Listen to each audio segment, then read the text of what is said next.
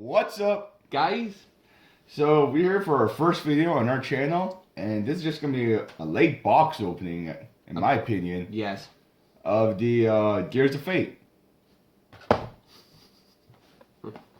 Extra Booster Set 4, and this mainly features Gear Chronicle cards, and yeah, that's basically it. Other than the fact that this Extra Booster has 2 SP packs. That's not an extra booster. It's okay, we'll edit that out later. Okay. It's not an extra booster, it's a clan booster. It's okay. You won't hear it. Alright, so I guess let's get right to it. Scissors, knife, sword. Now you pull this crap on me? Yes. Screw it, I'm opening it up then. You had to diss my idea first.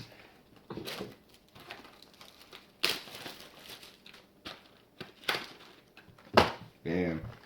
We're each gonna open 6 packs basically.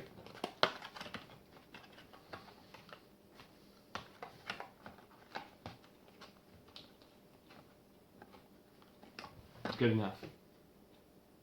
I thought you were gonna take 6 packs. What the crap is this? You give me my luck, man. Whatever.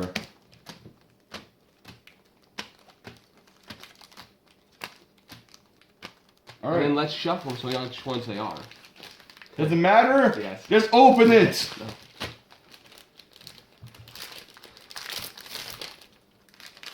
No. It's an idea drone. And Chrono Tiger.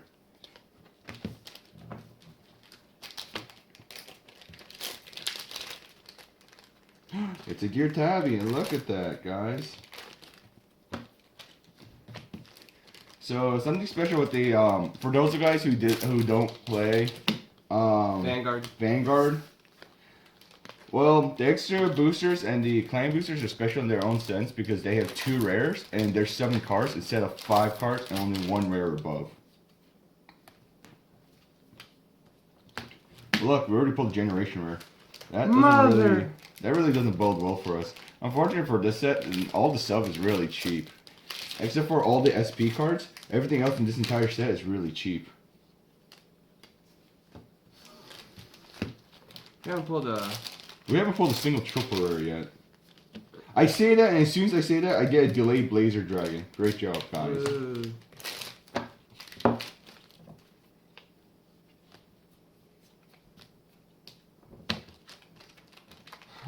And the last pack opening.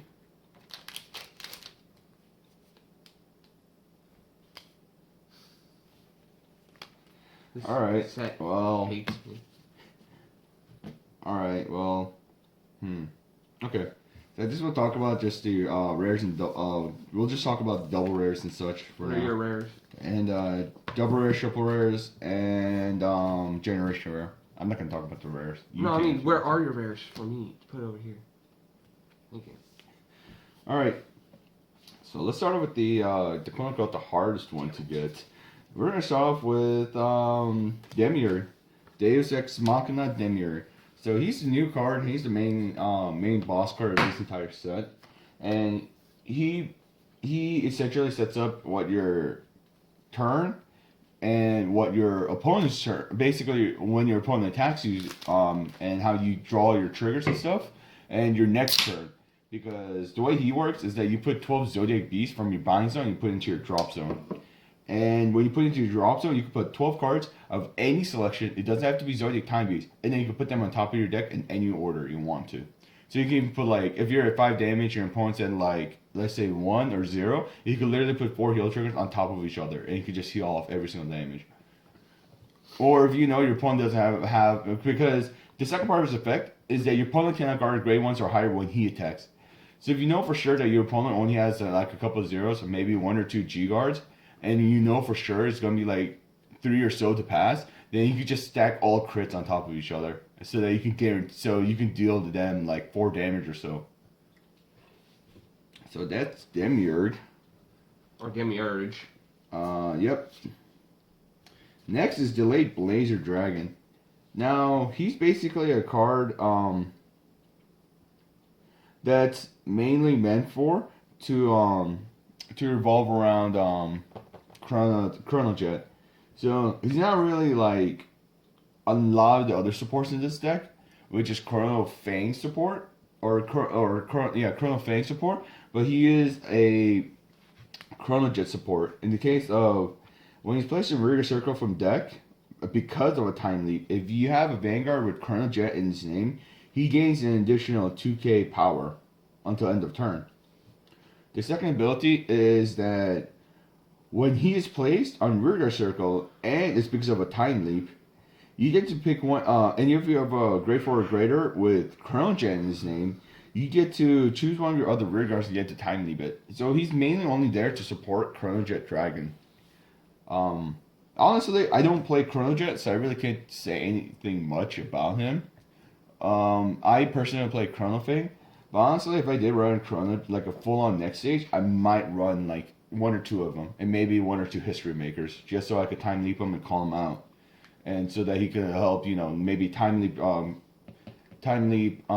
History Maker, and then turn that into a Grade 3, so I could get 2 more attacks off, because he's already 11k when you call him. Mm-hmm. And then when you do History Maker, you can call another Grade 3, like, if you run Chrono Fang G, you can call out Chrono Fang G, and then, you could Soul Blast 1, and then you could bind one of your other units, and then make one of your opponent's other units go to the bottom of their deck, in the same column. So you could set up a lot of combos with him and History Maker. Now, onto double rares. So, I'm going to start off with the G-Guards. So, I'm going to start with the G-Guard that Ryuzu used. It's Interdimensional Beast Pandora Chimera. Now, unlike other G-Guards who gain shield, he doesn't gain shield, but he has an effect. The effect is you get to Counterblast 1, and pick any unit on Rearguard Circle, I believe in the back. Yes. Okay. On Rearguard Circle, in the back row, and they have to put it on the bottom of their deck. They don't shuffle it, but they do put it on the bottom of their deck. So by that rule, if your opponent's Vanguard is attacking you, if you're to do that, if you're to put the boost to the bottom, then they lose the boosted power. So technically, it still gains the quote-unquote shield, depending on how much the boost is. If it's a 7k boost, then basically your Vanguard lost 7k. But if someone, they beefed it up, like let's say they're playing Asha, and they do Katrina, and they didn't decide to put it on Rearguard Circle, they just decided to put it all into Vanguard Circle, and let's say Katrina was at like an extra 30k power, they just lost all that power. So the Vanguard attack is still just 26. My only problem is the fact that when you do this with the Vanguard, it's only still 26 because it's 15 plus 11, or however, or at the worst case scenario, it could be 15 plus 10 or 15 plus 8 actually, depending on which deck you use him in. So, I personally think that this is an okay card in certain situations, but I also personally think that you shouldn't really rely too heavily on him. And then we got Chronos. Yep, now we got the G-Guard that Chrono mainly uses, which is Interdimensional Dragon. I'm sorry, guys. Interdimensional Dragon, Hetero Round Dragon. So his effect. I got a better way to name it. The fuck you Demiurge card. Yeah, honestly, it's the card that screws over Demiurge. So the way this card works, unfortunately, unlike Pandora Beast, this is very specific to Chrono Jet himself. So you Soul Blast 1, and when you place him on Guardian Circle, if you have a Vanguard with Chrono Jet in his name, you get to pick one of your opponent's rear guards, and they have to shuffle it back into their deck. After they shuffle their deck, you look at the top card of they look at the top card of their deck. They get to decide whether they get to call it or not. So it's honestly just a reshuffle. But if you Demiurge, you do have to shuffle your deck. So that means that, all the setting up that you did, let's say, I don't know, maybe 2 or so hours that you spent on a single game, all ruined by a single card and a single cost. So he's honestly the only anti-Demiurge or Search and Legion builds. Like, you could use him against the machining Tarantula Mark II one, because you could use the other Legion card that says you get to put any 4 cards that are grade 2 or more on top of your deck. You don't even have to shuffle. You can look through your Legion mate and you don't even shuffle. because basically your next 4 cards aren't going to be triggers and they're not going to help you. But it works very well with the Machining Mark II Tarantula because you get to stun your opponent's Vanguard if you get to drive check him or his Legion mate. So you could possibly screw that up with his effect by making your opponent shuffle his entire deck. So next on we have 2 Chronos Bank supports. So the first one is Nani, Steam Tamer Nani. Now Steam Tamer Nani isn't really meant for the Zodiac Time Beast. He's honestly meant for just a pure Chrono Fang build. Which in itself is kind of hard to do because a lot of Chrono Fang stuff relies on not really Zodiac Time Beast necessarily, but they rely on certain effects that the Zodiac Time Beast can do. Especially with like certain powerhouses, because all of Chrono Fang support isn't really much of a powerhouse card, except for him. He's the only powerhouse card and a future upcoming card. Those 2 are about the only powerhouse cards that Chrono Fang has. Because you see, to deal with him is that when he attacks, if you have Chrono Fang as Vanguard, he gains 1,000 power for every single binding card. Now, if you put him into a Zodiac Time Beast, like maybe I guess an Idea Drone, if you could somehow fit him in, and since Idea Drone does mass binding, you can straight up make him like the strongest unit ever. Because he for example, let's say you have 14 cards in your bind zone, he gains 14,000 when he attacks. And it's until your turn basically ends. It's not even for that battle only. It's until your turn ends. So it becomes a 23k attacker, just instantly. And the other reason why he's basically only a Chrono Fang support is because his second ability is from the bind zone. So if he somehow manages to be in your bind zone, you can still blast 1. And when you're grade 4 or greater, Chrono Fang attacks. Specifically, it has to be grade 4 or greater. Then you can call him to your rearguard circle. So let's say you're using Rebellion and you binded him after he attacked, and you bind a card from your hand into your bind zone. Well, after that, you could still blast 1 and still activate and still combo with his effect and call him back out. So he still gains his first part too. So he still gains 1,000 for every single card in your bind zone. Plus he gains another 1k because you bind an extra card.